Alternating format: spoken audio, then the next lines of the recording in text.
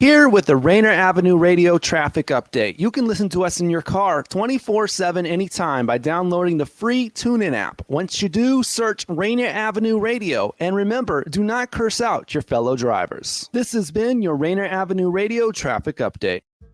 Do you have an idea for a community project in your neighborhood? You could be eligible for up to $50,000 in funding through the City of Seattle's Neighborhood Matching Fund. Grants are awarded to grassroots projects that build stronger communities, with an emphasis on projects led by impacting Black, Indigenous, and people of color BIPOC communities. To learn more about the Neighborhood Matching Fund or to see if your project meets the criteria, visit seattle.gov/neighborhoods/NMF. This is Big Poppy, host of Jazz from the Cabinets. Join me each week for a listening tour of the first century of jazz, an eclectic mix of Dixieland, big band, cool jazz, bebop, contemporary jazz, world jazz, all jazz in all forms. That's Jazz from the Cabinets with Big Poppy on Rainier Avenue Radio, streaming worldwide on RainierAvenueRadio.world. Hi, I'm Paul Pearson of StarTime. Did you know that back in the 1930s, Rainier Avenue Radio operated out of a supply closet in the Columbia City Seafirst Bank?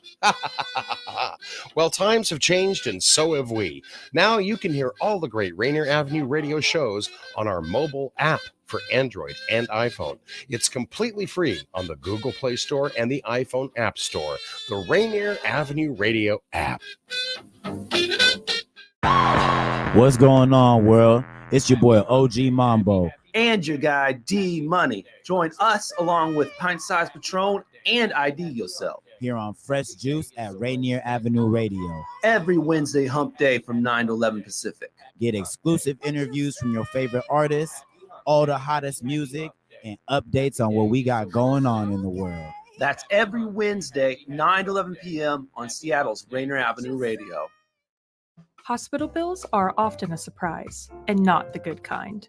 But you may also be surprised to learn that you can get 50, 75, or even 100% off those bills. Thanks to a new law, there's a good chance you're one of the 4 million Washingtonians who qualify. Whether or not you have health insurance, the law requires hospitals provide the care you need at an affordable cost. So, ask your hospital or visit affordablehospital.wa.gov to see if you are eligible. You are listening to Rainier Avenue Radio.world. Don't forget to log on www.RainierAvenueRadio.world. Welcome to Real Estate and Money, a half-hour program on Rainier Avenue Radio.world designed to help you whether you're a buyer, seller, investor, or renter in real estate. Your hosts are two local professionals who will escort you on your journey. Violeta Strash, who has years of media advertising and marketing experience and brings this extensive knowledge to John L. Scott Real Estate and all our clients. And Tina Lombard, who is a mortgage loan originator with guaranteed rate affinity with over 28 years of experience. And now here's Violeta and Tina.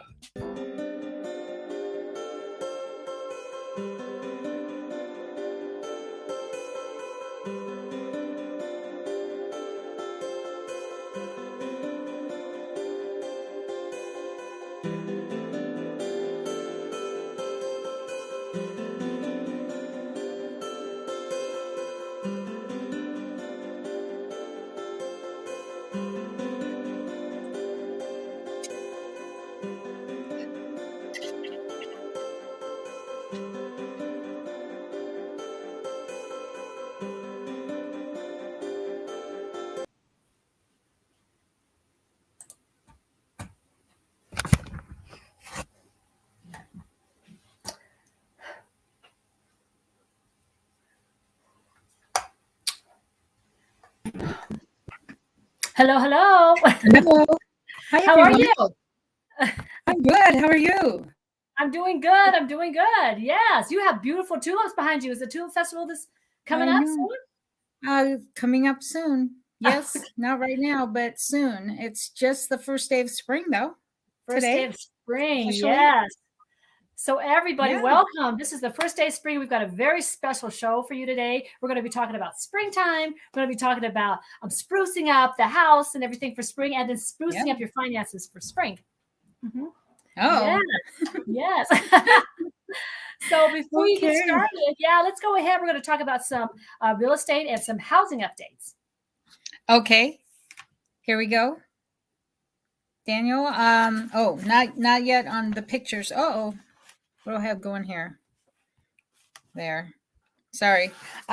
For King County, in the past week, we have 337 homes on the active list. 323 sold last week at an average of $1,103,126, compared to $1,147,000 last year. So we're looking at about a $40,000 difference. And I'm not going to go through the days on the market, all that, because we get those reports once a month, and you'll see that, or you'll notice that I've been saying the same numbers for weeks. But really, it's the beginning of the month. I'll be able to get you March. So anyway, we'll continue on with Pierce County numbers. We have 174 listings go on the market last week. 193 homes sold, an average price of $592,000 compared to $614,000 last year. And then, so, again, that's another 20,000 difference. If you have a good buyer's broker, you'll be able to negotiate prices. And if you're a savvy seller's broker, you're going to be able to get the top price for that house. And we'll show you how in a little bit. In the meantime, the last county we're looking at is Snohomish County, with an active count of 136 homes that went on the market last week.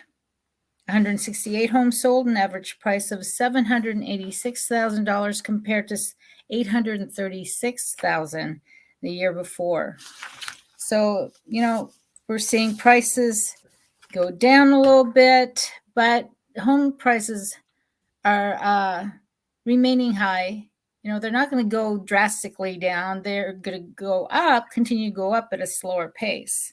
But you'll see that the market is heating up. It's just a beginning of the spring market, and will heat up going into summer. So spring is the best time to list your house, get it sold. There are a lot of buyers that have been out there waiting. So let's go. Mm-hmm. Yes, Right? indeed. Indeed, yes. So let's talk a little bit about where mortgages are heading.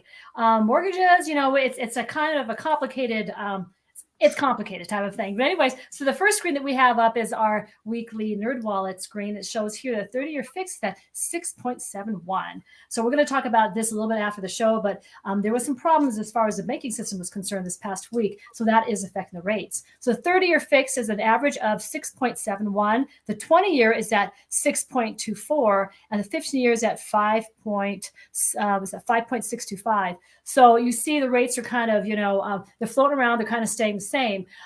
Next screen that I have here, Daniel, talks about the bank rates. So where are rates trending? Are they going up? Are they going down? Who's to say? So the next screen that we're going to show you is from bankrate.com. And right here, yes, go down just a little bit more, Daniel, if you will. It shows that just a little bit bigger. It says here's a wheel, okay? A small wheel of dark blue, 10% of people say that rates are going to go up. Okay. And then that tangerine, or I'm sorry, that aqua blue color there, about 20% of people out there are saying they're going to stay the same. And an overwhelming 70% of the market, people in the industry, predict that the rates are going to go down. Okay. So thank you, Daniel. So really, it's up in the air whether rates are going to go up and down. But one thing that stands as a certainty is that the values of homes are still increasing. Whether it's a large increase or a small increase, it's still increasing. The tax benefits for owning a house have not gone away. So even though the rates are going up or going down, if you buy the house now, you're going to get equity. If the rates go down lower after you buy your house, let's say you buy a house at 6.875 and the rates go down to 5.5 or maybe 4.99, you can always refinance. But by that time, the house that you wanted to buy today may be 10, 15, or 20% higher in value. So you're going to end up paying a higher payment regardless, whether you had a high rate or a lower rate. So if you do want to find a house, you know that you have to move and you want to move, don't wait for the rates to go down, because when the rates go down, the market's going to get really, really crazy. It's going to be a hard time trying to get the house that you want. So go ahead and get now. And if rates should continue to go down, you can always refinance. Okay, and that's all I have. Well, let me ask you a quick question, Tina, because we've seen this happen before. Is it a good idea to shop around for mortgage rates? Yes, it is always a good idea. If you belong to a credit union, such as BECU, or Sound Credit Union, you may want to check with them because they may have some outstanding rates. Some lenders have 30 years, 20 years, 15 years, 10 years. Okay. Some lenders may only have a 30 year. Some lenders don't have FHA. Some of them don't have VA. So you do want to shop around. You want to shop around before you actually go under contract. Now, there are some loans that are niche loans, Violeta, like the ITIN loans or the bank statement loans or the DSCR loans. Those loans banks may not have, so you want to shop the different brokers for that. So it is a very good idea to shop around, give a quick call to your credit union or to your bank and find out what their rates are, and then maybe go to somebody that your realtor favors because they have been around more transactions than yourself, and they may know of a bank or broker that is very, very easy to work with and has always constantly good rates. So yes, indeed, shop around. Okay, but is it a good idea to go from one lender to another in the middle of your transaction? Well, not really. No, when you have a contract, when you're under contract, that's not when you want to move. You don't want to shop around because usually it takes like 10 days to get you an approval. A lot of times your contract that you buy a house for is 30 days. So if you wait another 10 days to get approved by another lender, you've just shot your chances of closing that loan in time. You may lose your earnest money, and it's a big headache. And, you've got your first lender, when you do get a loan, you have to apply. The lender has to pull credit. They have to do a background check, verifications of employment, verifications of rent that you don't even see. Okay. They do a lot of work. They have processing and different disclosures and compliance they have to go through. And by that time, you guys are, it takes about 10 days. And if you go to another lender, you're wasting everybody's time. And the new lender may not have the same, they may not have the same loan that you have in the first place. So before you go under contract, search your lenders in, find out who's got the best rates, who's easy to work with, and ask them, can you close in 30 days? Can you close in 20 days? What is your rate? And go with the lender at that point that you want to use for your transaction. After you sign that contract, you're using the lender that has given you approval, you're using their approval. And so you go to the seller and say, hey, this is the lender, this is Tina Lombard with Bank of England. And if you change to another lender, 10 days down the line, well, that listing agent is not familiar with Bank of ABC. They don't know anything about that person. And now you're causing stress, and you're causing a very stressful and anxiety-filled environment. That's actually, then you're in breach of contract. Yes. Because it all changes. You're no longer in that transaction. You're going to have to start all over again. Mm-hmm. And the seller, if there's earnest money involved, they may not give you your earnest money back because you didn't ask them if you can switch from one lender to another prior to actually doing that. And then there's paperwork that follows that, tells everybody that you're doing the move. And it's not good. Never do that. It's just you have wasted everybody's time, and you are going to have to start all over again. And your new lender is going to have to do the background check and everything. And a lot of times new lenders like, I'm sorry, your credit score just dropped. And we can't do that type of loan. Yeah. Some people, they'll have me search around for like 3 or 4 months. I find them the craziest, most ridiculous, insanely beautiful loan. And then they're like, oh, well, this bank says they have a point lower than you. They go over there, that bank does not have that. Now they want to come back and ask me to redo the loan. No, I don't have time for that. So you want to do your search prior. Now, V, a very good question is, let's say somebody goes through me and I lock them like at 5.5. Mm-hmm. And then the rates drop during the process. And the rates are now 4.25. They're like, well, I can't use Tina anymore. I'm going to go down the street and get it for cheaper. Well, a lot of times you can go back to your lender and say, hey, listen, the rates dropped to 4.25. Can I renegotiate? A lot of times lenders are like, yeah, fine, let's renegotiate because the market has dropped. So that's a whole different story. Yes. But keep in good contact with your lender. I mean, usually when you get a loan approved at one place doesn't mean you're going to get approved at different places. Exactly. I can close a loan in 20 days, but if somebody says, yeah, Tina got you an approval and she's at 6.2 and I can get you 5.8, just come over here. That may not work because they may not be as fast, and you've got 20 days to close this loan, and now you got to push it out another 30 because that lender cannot close in 20 days. So don't do this shopping around after you've signed a contract or you found a contract. Do it way before. There you go. Mm-hmm. Are we at halftime? Where are we? Yes. Let's do it. Okay. Tune into Real Estate and Money every Tuesday afternoon from 2:30 to 3 here on Rainier Avenue Radio.world. Join your hosts Violeta Strash with John L. Scott Kent North and Tina Lombard with Guaranteed Rate Affinity. They'll help you navigate the waters of our volatile real estate market and offer you some guidance on how to make your hard-earned money work to make your dreams come true. Learn about current trends, get tips on financial matters, and have fun, interactive discussions about your home inside and out. That's Real Estate and Money. Great. Okay. So spring cleaning, Violeta, spring cleaning. We got to get our house clean. Yeah. We got to get our finances in order.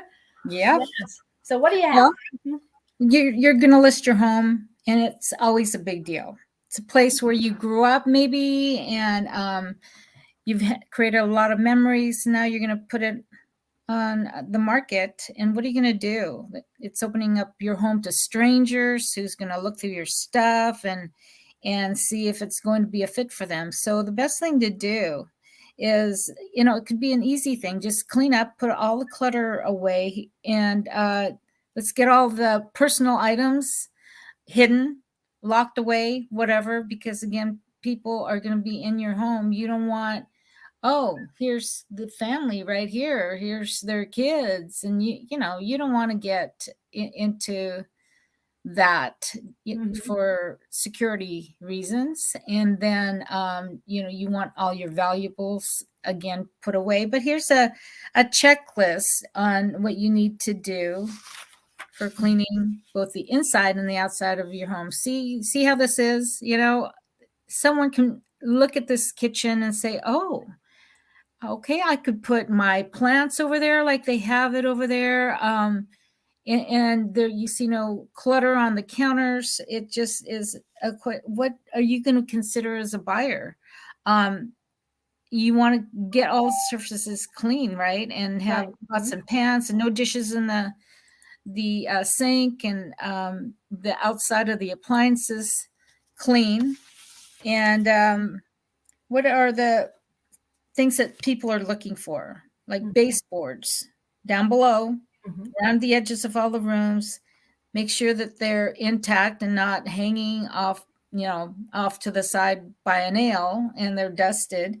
Vacuum and wipe down the windowsills in each room, because that, a sparkling window inside and out, that shows the house even better. And wipe down any front of the cabinets. You don't want like jam marks on the cabinet door pulls, the handles, and make sure that they're all working well, because people are going to pull out those drawers and they're going to go, oh crap, there's all this stuff in here. They're going to see the clutter, but it's the agent's job to say, yeah, you're not going to have all that. When you move into this house, it'll be fine. They'll have it all cleaned out. These people will get all their personal items out. But the other thing, the big thing, you walk in, you see dirty carpeting. Make sure you get a good carpet cleaner involved and mop the floors. If you have the hardwood floors like this kitchen does, wipe down all the door frames. And, if you have ceiling fans moving, it could be moving dust around if you haven't cleaned that ceiling fan in like a year. And all of a sudden somebody turns it on and, whoa, what's that? Dust bunnies up there. Yeah. But yes. Make sure you vacuum. Yeah. Everything from top to bottom. Make sure it's just clean and clean out the closets if you can. Chances are people will still look in closets. It doesn't matter if the door's closed. They're going to look in every room, nook and cranny. So make sure that everything is picked up, because if your house shows well, it's going to sell quicker. You're going to say, oh, I can see my stuff fitting right here on this counter. I can put this decorative item over here. And, if you got chalk marks and paint that's just horrendous. Just, make sure, as far as the paint goes, inside the house, neutral. You can't call Seahawks green or blue. That's not neutral. If you have every room, every ceiling Seahawks colors, someone's going to say, I hate the Seahawks. I don't, what's up with this house? I don't want this. So they're going to back out and leave because neutral is better for people to visualize all their things in there. They don't want Seahawks paraphernalia in their home if they're San Francisco fans or Denver Broncos, where Tina is. We're Russell Wilson, yes. Yeah. Anything more on the inside before we go to the outside, Tina? No, this is good. This is good. Okay. All right. So Daniel, let's look at the outside. Look at this. You're walking up that sidewalk. Look at the lines on the lawn. Somebody loves the perfect lines from mowing. I know my husband has that pattern in the lawn and in the house on the carpets, right? You see those carpet lines? Yeah. Some people have to have that just so. And bushes are trimmed. And then again, we talked about the top of that, from the top to the bottom of the house itself. Take a look at the roof and the gutters. Make sure everything is clean and declutter and sweep out. Garages. I don't see a garage here, but yeah, the garages, people will go in there, and outdoor storage sheds. Make sure they're things are kind of put aside, the lawnmower and the shovels and all that garden stuff, tools. And then trash cans. Don't leave your trash can out in the open, like in front of this beautiful sidewalk. Put it around back where it should be. There's always a corner where you can tuck those garbage cans away while before garbage day, just so everybody walks up and look at this house. Wow, look at the paint on this house. The windows are clean.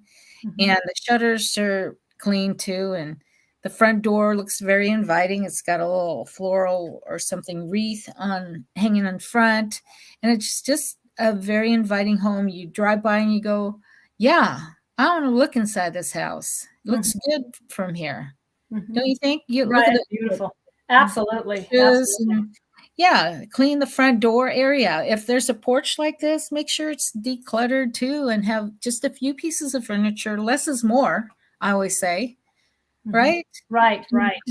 If they don't have it here, I don't see it. Maybe it's up there, but on either side of that door, you can maybe have a container, a plant, growing with some color in it. It's all pretty green to me, but if you put in a pop color right there by the front doors, how cool would that be?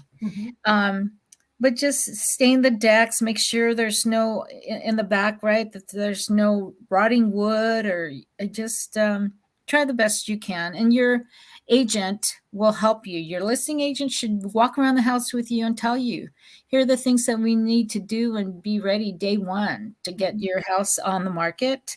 And from talking about all the decluttering and cleaning and raking the leaves and picking up the trash, but in random weeds, you don't see any of that, to marketing the house. Look at this photo. You're going to put this on the internet, and someone's going to say, oh, let's look at the other photos and see what it looks like inside and out. And then boom, you're going to get interested people. That next step would be from internet to a drive-by. And then they're going to probably come in. They're going to want to come in. I would like to go in the house and see what it's all about. Yeah. Yeah. Well, anything else on the outside, Tina? No, that's it. I feel like you're talking directly to me. But yes, I can do everything you just said. So we're, it's there you go, sold. So that's the purpose. Yeah. Yes. Yeah. So I want to talk a little bit about finances, your finances for spring cleaning. And I got a couple of links here that I want to show really quickly. And the first one here, Guardian Mortgage has this beautiful list that they've got. So let's highlight that. But let's go down just a little bit. Your mortgages is something that you want to look at the beginning of the year. Refinance, first of all, you want to look. Are my rates great? Do I need to refinance? Do I need to get cash out because I want to redo the deck? I wanted to redo the kitchen. Can I do a refinance? Can I do a home equity loan? So this is something you want to consider right now while the weather is good. Tax refund. A lot of times you want to look at a tax refund. Can I use a tax refund to pour back into my house? Should I go to Tahiti or Bali or something like that? Or should I take the tax refund and actually put it back into my house so I can make my house more valuable? PMI. So PMI, let's go down just a little bit. PMI is your private mortgage insurance. You want to check every year if you do have mortgage insurance, if you put down less than 20%. You want to look to see the value of your house right now. Look at your tax bill and find out, is this a good time to ask or request the lender to relook at your PMI to see if you can get rid of it. So you want to do that every spring. Okay, next we've got here, Dan, you can go down just a little bit, insurance. Take a look at your insurance. So a lot of times insurance companies, they'll have the same policy on and on, but I find out a lot of times when I do refinance a client, I have them relook at their insurance compared to another person's insurance, and sometimes it's a lot better. So you want to at least once a year review your insurance. Taxes. Also, tax is a very important factor.